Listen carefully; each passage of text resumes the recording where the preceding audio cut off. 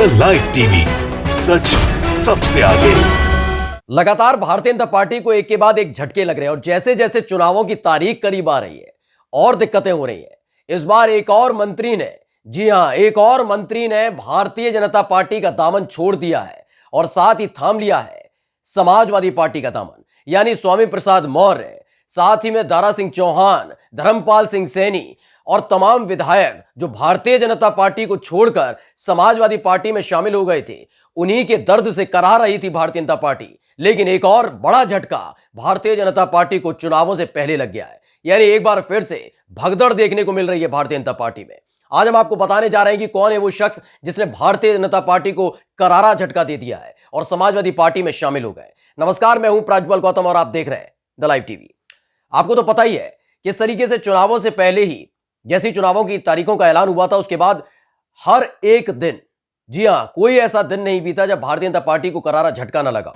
पहले स्वामी प्रसाद मौर्य गए, फिर दारा सिंह चौहान ने भारतीय जनता पार्टी छोड़ दी, उसके बाद खुद मंत्री थे धर्मपाल सिंह सैनी, उन्होंने भारतीय जनता पार्टी छोड़ दी। यानी पश्चिम से लेकर पूर्व, पूरब से लेकर अवध तक झटके पर झटके भारतीय जनता पार्टी को लगते रहे, क्योंकि ये वो लोग हैं जो लगातार अलग अलग समाज से आते हैं, पिछड़ों की आवाज उठाते हैं।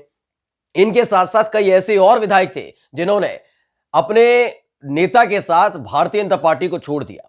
यानी बीजेपी की जमकर फजीहत चुनावों से पहले ही हुई, लेकिन एक और करारा झटका लगा है। जी हां, इस बार भारतीय जनता पार्टी को पूर्व राज्य मंत्री संग्राम सिंह वर्मा ने छोड़ दिया और उनके साथ कई और लोगों ने भारतीय जनता पार्टी को छोड़ते हुए समाजवादी पार्टी ज्वाइन कर ली है। आज हमको खबर बताने जा रहे हैं। दरअसल दैनिक जागरण ने खबर छापी है, उन्होंने लिखा है कि भाजपा को झटका, पूर्व मंत्री संग्राम सिंह वर्मा सपा में शामिल हुए।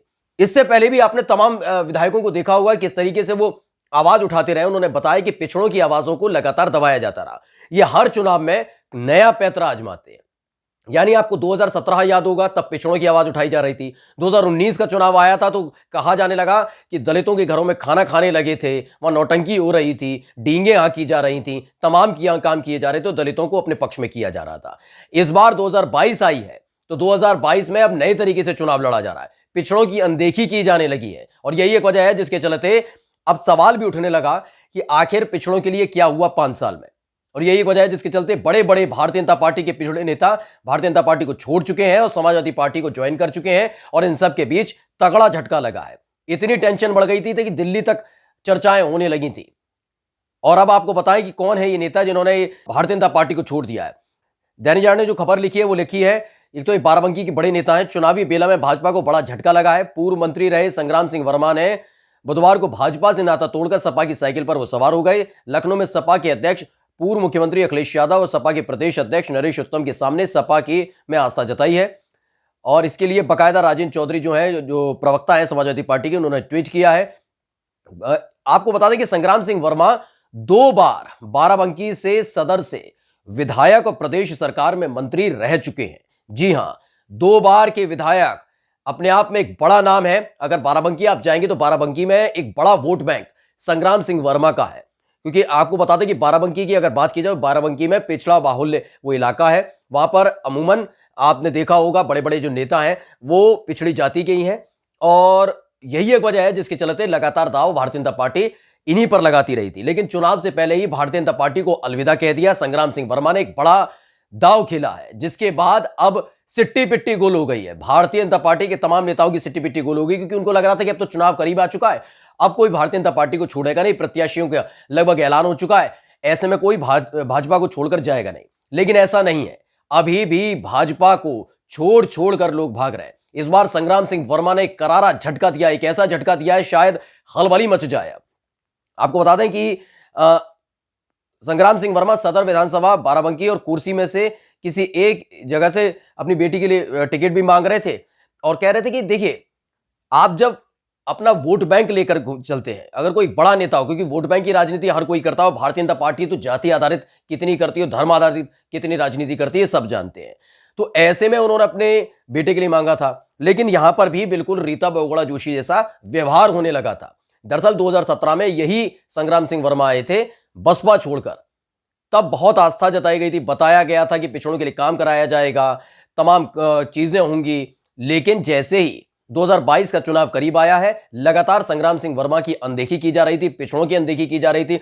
आके सवाल पूछते थे संग्राम सिंह वर्मा से पिछड़े कि क्या किया हमारे लिए, तो वो जवाब नहीं दे पाते थे। और यही वजह है जिसके चलते आखिरकार उन्होंने भारतीय जनता पार्टी को छोड़ दिया है और इसके बाद अब जमकर फजीयत हो रही है। सवाल अब ये उठने लगा है कि भाजपा जो लगातार ये कह रही है कि 350 प्लस यानी 350 से ज्यादा हम सीटें जीतेंगे कैसे वो? क्योंकि देखिए पश्चिम की अगर बात कर ली जाए तो पश्चिम में उनकी हालत वैसे ही खस्ता हो रखी है। पश्चिम में तो बकायदा उनके विधायकों को, उनके नेताओं को, कार्यकर्ताओं को खदेड़ा जा रहा है। कभी मनोज तिवारी को लोग घेर लेते हैं, कभी तेजेंद्र निर्वाल को घेर लेते हैं, सुरेश पासी जो खुद मंत्री हैं उनको घेर लिया जाता है, खदेड़ दिया जाता है, विक्रम सैनी है उनको खदेड़ दिया जाता है। इन तमाम लोगों के साथ ऐसा, संजीव बालियान को नहीं छोड़ रहे लोग, सोचिए केंद्रीय मंत्री को नहीं छोड़ रहे। यह स्थिति लगातार पश्चिमी उत्तर प्रदेश में तो बनी हुई है। यानी भाजपा के हाथों से पश्चिमी उत्तर प्रदेश सीधे तौर पर जा रहा है, क्योंकि वहां पर अब समाजवादी पार्टी पूरी तरीके से मजबूत नजर आ रही है। समाजवादी पार्टी और आरएलडी का गठबंधन है और वो पूरी तरह से मजबूत नजर आ रहा है। ये बात भाजपा के नेता भी जानते हैं, इसलिए ज्यादा जोर लगा नहीं रहे। उनको लग रहा है कि हाँ ठीक है, कम से कम पश्चिमी उत्तर प्रदेश नहीं तो अवध और पूर्वांचल के रास्ते ही हम सत्ता में आ जाएंगे। लेकिन यहां पर भी जो सपना है सत्ता में वापसी का, वो चकनाचूर होता हुआ नजर आ रहा है। पूर्वांचल में भी एक एक कर नेता उनको छोड़ते जा रहे हैं, बिछड़ते जा रहे हैं और ऐसी स्थिति अवध में भी बनी हुई है। अवध में तो यह स्थिति हो गई है कि सुरेश राही जो सीतापुर से हैं, उनको वो विधायक उनको घेर लिया था लोगों ने। आप देखिए स्वामी प्रसाद मौर्य अवध क्षेत्र से ही आते हैं, उन्होंने पार्टी छोड़ दी थी, तो आखिरकार उनके साथ साथ दारा सिंह चौहान चले गए, उनके साथ धर्मपाल सिंह सैनी चले गए, बड़े बड़े मंत्रियों ने इस्तीफा दे दिया। तो यह स्थिति बनी। और अवध क्षेत्र में ही आता बाराबंकी, यानी अवध क्षेत्र की में देखा जाए तो लगातार जो किला है भारतीय जनता पार्टी का, वो दरकता जा रहा है। क्योंकि संग्राम सिंह वर्मा, बाराबंकी चूंकि बिल्कुल सटा हुआ 30 किलोमीटर है, लखनऊ से 30 किलोमीटर दूर है बाराबंकी, भांप तक नहीं पाए कि क्या स्थिति चल रही है। और आखिरकार संग्राम सिंह वर्मा ने अपने समर्थकों के साथ भारतीय जनता पार्टी को अलविदा कह दिया और समाजवादी पार्टी में जाकर शामिल हो गए। कुल मिलाकर यह स्थिति बन चुकी है उत्तर प्रदेश के अंदर। केवल पहले पश्चिम था, अब अवध है।